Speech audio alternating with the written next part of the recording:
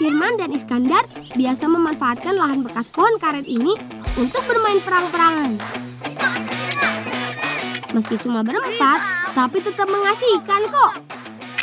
Ayo Firman, kita serang Udin dan Iskandar.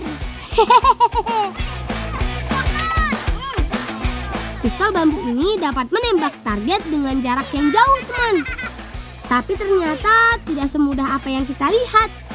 Kemampuan membidik memang begitu penting. Kalau tidak fokus, peluru pasti bakal meleset.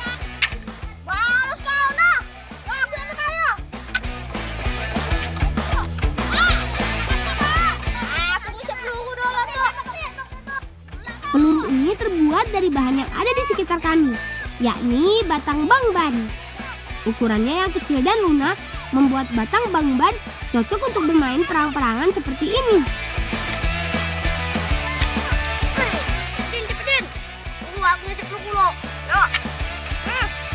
Bagaimanapun juga, kami semua tetap harus berhati-hati. Jangan sampai mencelakai kawan sendiri. Aku dan kawan-kawan juga tidak pernah sekalipun mengarahkan peluru ke bagian yang vital. Apalagi jarak antara aku dan lawan main kami juga lumayan jauh. Jadi jangan khawatir, permainan ini masih relatif aman kok teman.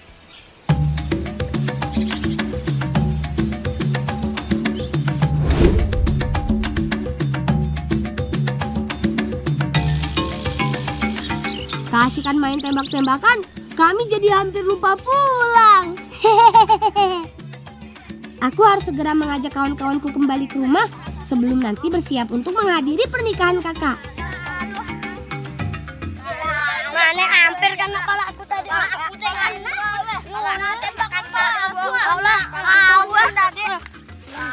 Ini mau tuh masa-masa kayak manis-manis tuh. Limau. Bentar ya. Kita nyari maklum lo. Tapi pada. Dah. Jalan pulang ke rumah melewati kebun jeruk milik Bibi. Mumpung jeruknya sedang berbuah, kita minta sedikit jeruknya ke Bibi yuk. Lagi pula kami semua sedang kehausan. Boleh kita minta limau tuh Maci? Boleh, tapi ada saatnya. Hang dulu limau.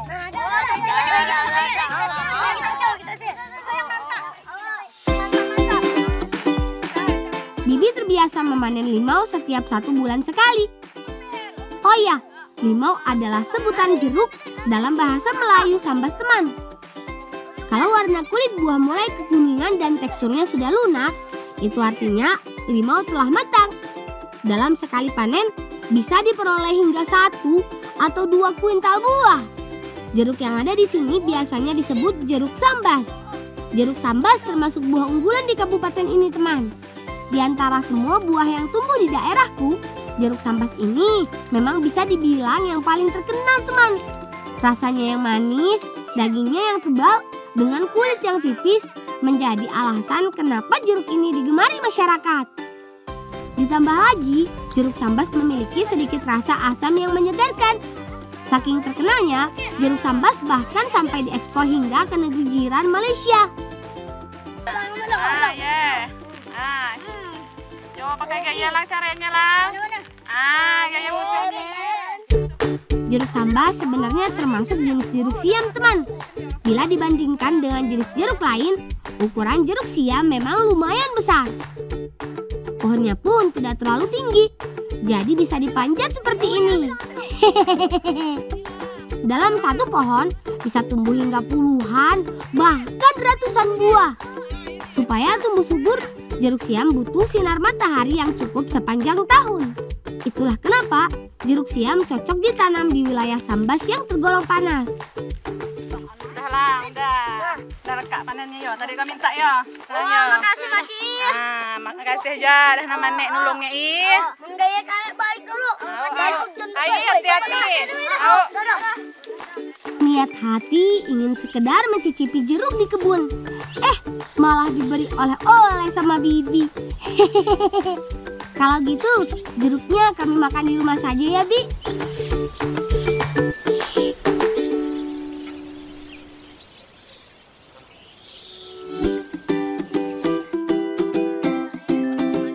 Sesampainya di rumah, Ternyata Kak Mira sedang membuat kue. Yuk kita bantu. Oleh-oleh jeruk tadi juga kami pakai untuk menjadi salah satu bahan membuat kue. Rencananya Kak Mira akan membuat kue bingka khas Kalimantan Barat, teman. Cara pembuatannya, pertama tuang air ke dalam tepung terigu. Tepung memang bahan yang tak tergantikan dalam pembuatan kue, teman. Terigu dipilih karena dapat membuat tekstur kue bingka menjadi padat. Sembari menuang air, aduk tepungnya perlahan-lahan hingga berubah menjadi adonan. Selanjutnya, Kak Mira memasukkan telur ke dalam wadah yang masih kosong. Bagian telur yang digunakan adalah kuning dan putih telurnya sekaligus. Tak tanggung-tanggung, telur yang dipakai mencapai 10 butir, teman. Banyaknya telur yang digunakan tujuannya supaya menyatukan adonan dan memberikan kelembapan pada kue bingka. Setelah itu, tambahkan gula pasir ke dalam telur. Lalu telur dikocok hingga mengembang. Sembari Kak Mira mengocok telur, aku dan Firman mengupas jeruk, Udin memarut kelapa, sementara Iskandar memasak margarin di atas wajan. Selain memberi aroma yang khas, penggunaan margarin cair bisa membuat tekstur kue bingka menjadi lebih empuk. Kemudian tambahkan susu kental manis ke dalam telur, lalu lanjut kocok lagi. Woi, jangan tak makan. Masih banyak tuh ini. Udah lanjut. Kalau udah habis dan cukup kelai. Kak. Manis kira anda biar. Nani. Maafkan aku, Din. Habis, dari tadi aku tidak tahan melihat jeruk yang aku kupas ini. Kelapa yang sudah Udin parut lalu diperas menjadi santan. Santan ini bisa membuat kue bingka menjadi lebih gurih. Selanjutnya, Kak Mira mencampur semua bahannya menjadi satu.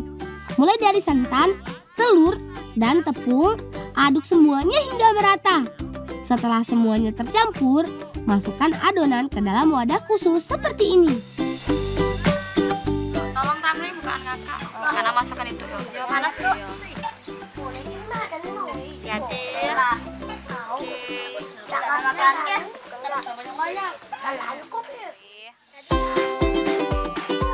Adonan kue bingka kemudian dipanggang di dalam oven selama 20 menit. Tapi sebelum matang, kue bingka ini akan kami beri topping jeruk. Ini nampaknya udah setengah matang kali. Coba buka.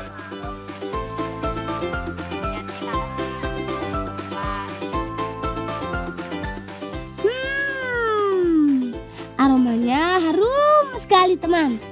Awas, hati-hati panas, Kak. Sekarang saatnya menambahkan jeruk ke atas adonannya satu persatu seperti ini. Wah, kue bingkanya jadi cantik kan, teman? Kalau sudah selesai, masukkan lagi ke dalam oven. Tapi panggangnya sebentar saja. Nah, akhirnya matang juga.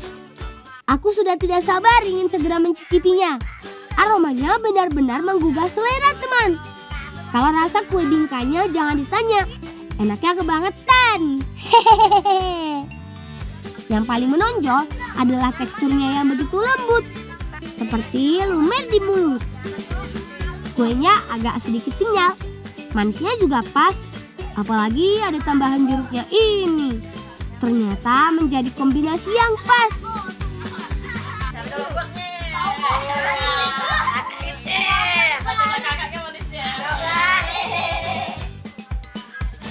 Kue buatan kakak memang tidak pernah gagal.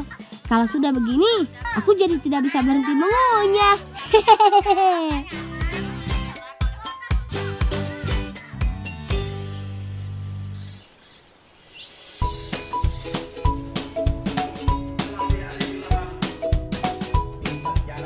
Wah, tamunya sudah mulai berdatangan, teman.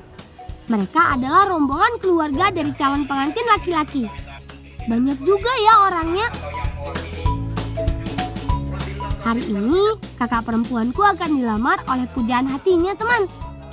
Dalam tradisi Melayu Sambas, Kalimantan Barat, acara lamaran ini disebut antar pinang. Nah, itu dia kakakku sedang bersama calon pasangan hidupnya. Wah, kakak cantik banget ya.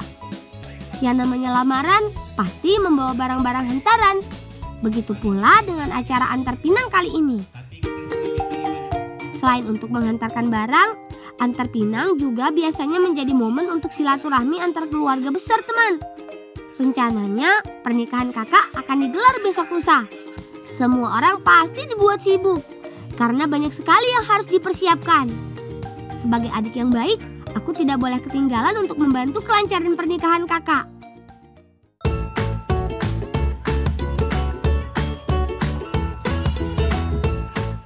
Teman, ada beragam persiapan yang dilakukan jelang pernikahan kakak. Salah satunya masak besar asam pedas belulang yang merupakan hidangan khas Sambas, Kalimantan Barat. Karena akan dihidangkan untuk banyak orang, memasaknya pun harus dikerjakan oleh beberapa orang. Masak beramai-ramai seperti ini sudah menjadi tradisi di kampung kami kalau ada yang menikah. Mereka semua ini adalah bibiku. Bersama dengan Udin, aku juga tidak ketinggalan ikut membantu bibi menyiapkan hidangan asam pedas belulangnya. Bumbunya didominasi oleh rempah-rempah mulai dari jinten manis, adas, merica hitam, hingga daun kasum. Dari bahannya saja sudah terbayang betapa harum aroma dan rasanya yang sedap. Selain itu, bahan lainnya juga ada cabai merah, cabai hijau, dan bawang bombay. Sedangkan dagingnya menggunakan daging sapi dan kikil, teman. Cara membuat asam pedas belulang, pertama haluskan semua bumbu rempah-rempahnya terlebih dahulu. Tambahkan juga irisan bawang merah, bawang putih, dan kunyit. Aku kebagian tugas mengulek merica hitamnya. Lada hitam ini berfungsi untuk menghilangkan bau amis pada daging, sekaligus menambahkan rasa dan aroma pada masakan. Selanjutnya, potong lembaran daging kikil. Bagian bertekstur kenyal ini merupakan bagian dari kaki sapi, teman. Nah, selagi kami menyiapkan asam pedas belulang, Udin dan Paman Arif memotong-motong buah nanas. Buah berwarna kuning ini rencananya akan diolah menjadi sayur setup nanas. Sama seperti asam pedas belulang, sayur setup nanas juga merupakan sajian khas Sambas, teman. Buah tropis ini memang banyak tumbuh di desaku. Kalau sudah membentuk pola seperti ini, tinggal potong-potong nanasnya. Jika semua bahannya sudah selesai disiapkan, masukkan kikil dan daging sapi ke dalam air mendidih. Tuh lihat, wajan sebesar ini langsung penuh oleh daging, teman. Kemudian tuang juga bumbu asam pedasnya. Karena dagingnya banyak, bumbunya juga ya sepanci ini. Langsung berubah tuh warna kuahnya jadi merah. Aduk terus bumbu sampai merata sekaligus meresap ke dalam daging. Terakhir, masukkan daun kasum yang sudah dipotong-potong. Tinggal tunggu daging sapi dan kikilnya matang. Lang, tolong lang, carikan nanas tuh. Kurang untuk lang ya, untuk saya. Oh, mana? Di kebun lah. Oh, dah, Jinda, kawan aku. Mana? Kayak kabon, ambil nanas. Dah. Kok kami ambil nanas boy? Mau, oke, cari. Waduh, kata bibi nanasnya masih kurang, teman. Kami harus mengambil tambahannya ke kebun terlebih dahulu.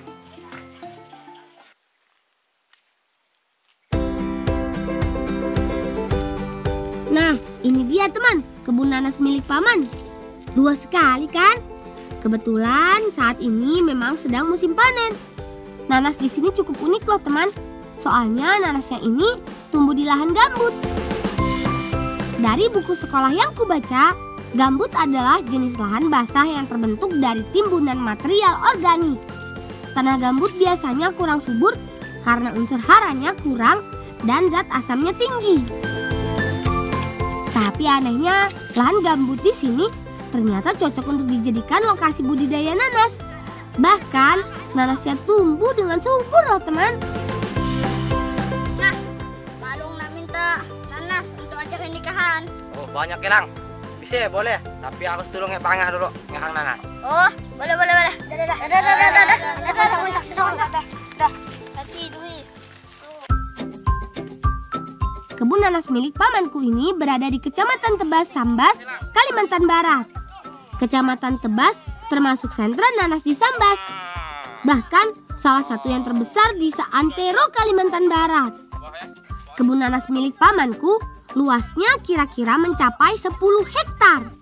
Kalau di total luas keseluruhan kebun nanas yang ada di sini bisa mencapai ratusan hektar. Wow, luas sekali ya. Nggak heran sejauh mata memandang yang terlihat hanya nanas dan nanas. Kata pamanku, nanas bisa tumbuh subur di sini karena cuacanya panas, tanahnya berpasir, dan sistem pengairannya bagus. Bang, tolong iya antaran ke rumah tuh, antaran ke rumah maknyahmu.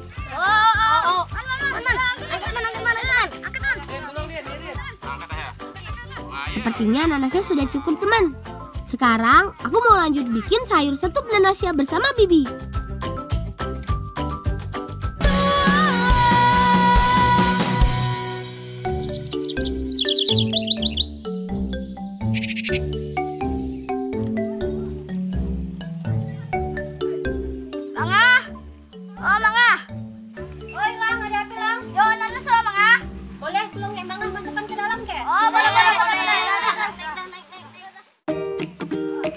Sepertinya memasak sayur setup nanasnya kami lanjutkan di sini saja, teman. Di rumah Bibi Resti biar sekalian.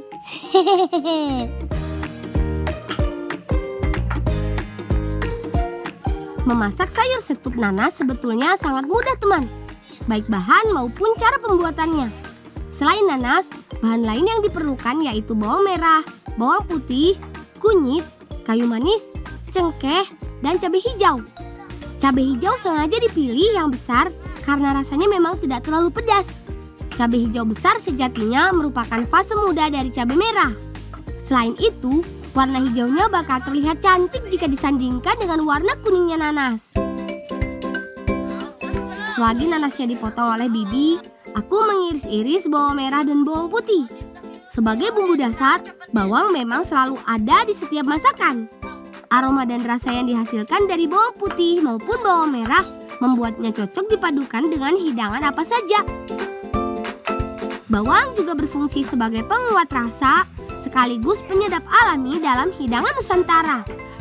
Sembari Firman memotong cabai hijau, Udin menyiapkan rempah-rempah, sementara Iskandar mengurus api. Setelah kulitnya dikupas, kulit diulek hingga halus. Selanjutnya, bumbu kuning ini ditumis. Tidak hanya memberi warna pada makanan, kunyit juga memberi rasa yang khas. Selanjutnya, masukkan bawang yang sudah diiris-iris. Memang ya, aroma bawang ini tiada duanya, teman. Lalu tuang nanasnya ke dalam wajan. Masak selama beberapa saat. Setelah itu, baru masukkan air. Aduk hingga bumbunya merata. Diamkan sebentar sampai nanas sedikit lunak. Nah, sudah jadi deh setup nanasnya. Mudah dan cepat kan membuatnya? Meskipun termasuk buah-buahan, nanas lezat juga loh jika dibuat jadi sayur. Aroma dan rupanya begitu menggoda, teman. Namun sayangnya, aku dan kawan-kawan tidak bisa langsung memakan setup nanas ini. Soalnya sayur ini rencananya akan disajikan untuk pernikahan kakakku nanti. Bang Yo, nagas untuk minta sehari acara nikahannya. Oh, makasih Bang ah.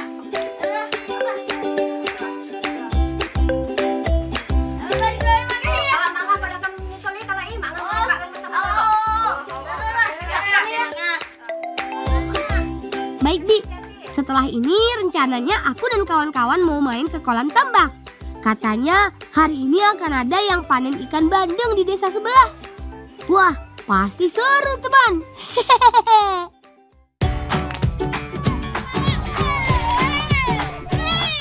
Teman, bukan hanya kebun nanas saja, di tempatku juga terdapat tambak ikan bandeng yang tidak kalah luas.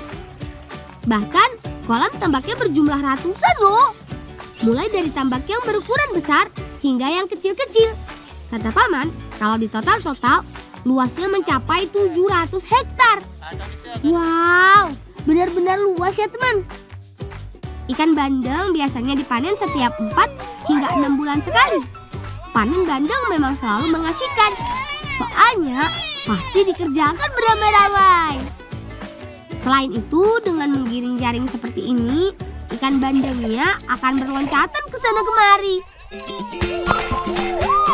Loncatannya lumayan tinggi. Kalau tidak hati-hati, nanti bisa kena muka.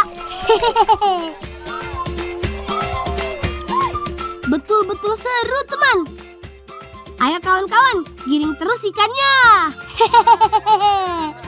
Oh iya, yang hijau-hijau di kolam itu adalah lumut ya teman. Fungsinya untuk makanan ikan bandengnya.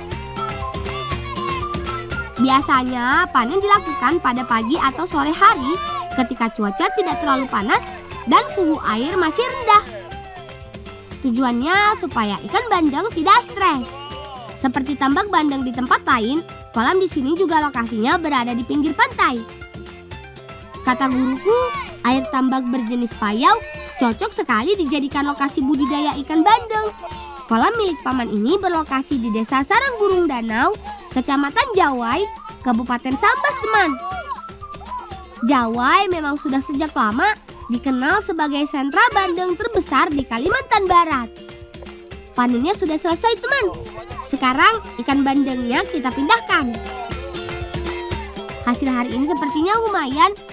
Aku, Udin, Firman, dan Iskandar dapat banyak ikan bandeng nih. Ukurannya juga besar-besar.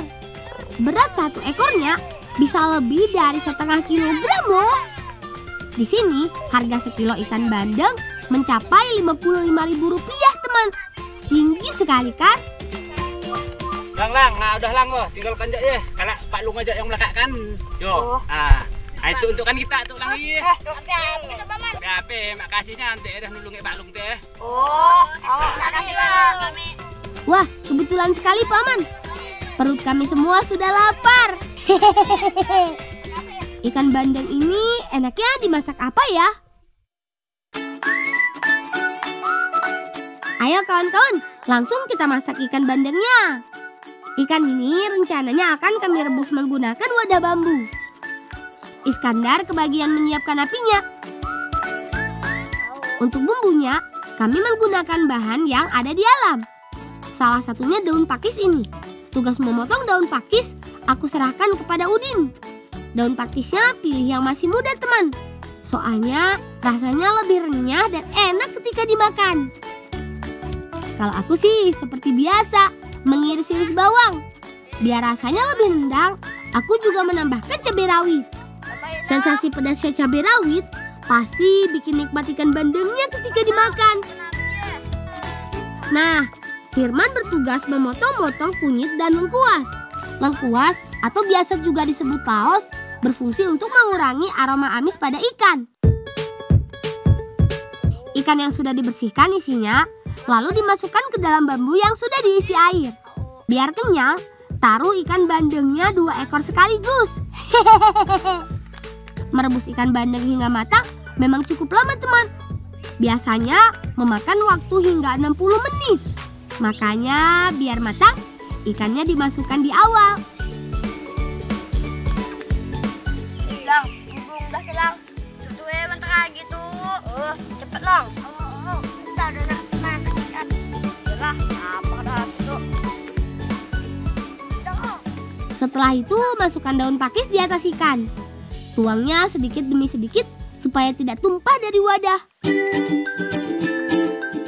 Berikutnya tambahkan bawang dan cabai. Aromanya mulai tercium, teman.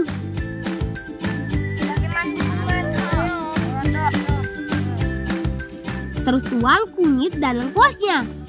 Terakhir biar makin nikmat, tambahkan mangga kasturi supaya ada rasa asam-asamnya. Tunggu beberapa saat hingga ikan bandengnya matang. Nah, sudah matang. Ayo kawan-kawan, kita makan. Aku sudah tidak sabar. Kali tulang. Aman tulang. Tapi kita ada kantang. Terus bolong ah. Oi, mana.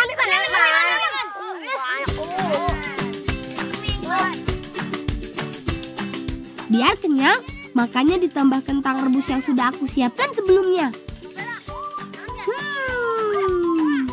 Aroma khas ikan bandeng benar-benar menggugah selera, teman.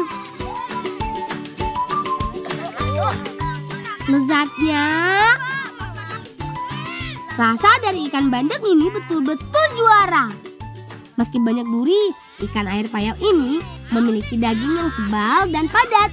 Teksturnya juga lembut dan tidak berbau amis. Rasanya gurih banget. Tadi tulang lelannya juga. Menalu tuh kentang juga tuh nak dimakan tuh. Nyaman. Buat Ditambah cabai dan mangga kasturi membuat hidangan ini menjadi sempurna. Pokoknya enak sekali, teman. Pantas jika ikan bandeng menjadi salah satu ikan favorit yang dikonsumsi masyarakat di tanah air.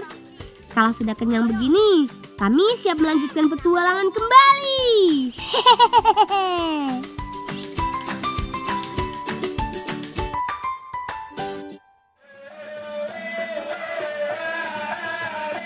Ini dia hari besar yang sudah kami tunggu-tunggu. Hari pernikahan kakakku. Acara pernikahan ini diawali dengan membaca doa bersama antara keluarga perempuan sebagai yang punya hajat dengan para tetangga dan tokoh masyarakat. Pernikahan dalam adat Melayu Sambas memang kental dengan nuansa Islam, teman. Sembari menunggu acara pernikahannya dimulai, aku bersama keluargaku bernyanyi sambil sholawatan terlebih dahulu. Suasananya menyenangkan sekali, teman. Begitu akrab dan kental kekeluargaannya. Sementara itu, iring-iringan keluarga dari pengantin laki-laki mulai berdatangan. Alunan musik dari Tanjidor membuat suasana pernikahan begitu semarak. Rombongan ini kemudian berjalan kaki mendatangi Tarup. Tarup adalah panggung untuk para tamu undangan. Iring-iringan ini membawa manggar, semacam tongkat yang dihiasi kertas-kertas merah seperti ini. Manggar ini merupakan simbol yang memiliki makna agar calon pengantin dimudahkan rezekinya. Tradisi keluarga pengantin pria berjalan menuju lokasi pernikahan ini dinamakan belarak, teman. Lokasi pernikahannya sendiri digelar di halaman rumahku. Begitu tiba di lokasi acara, rombongan pengantin pria disambut oleh keluargaku. Sementara itu, pengantin laki-laki dan wanita duduk di pelaminan. Nah, itu dia kakakku dan suaminya yang menggunakan baju adat khas Sambas. Kakakku cantik sekali kan? Hehehe.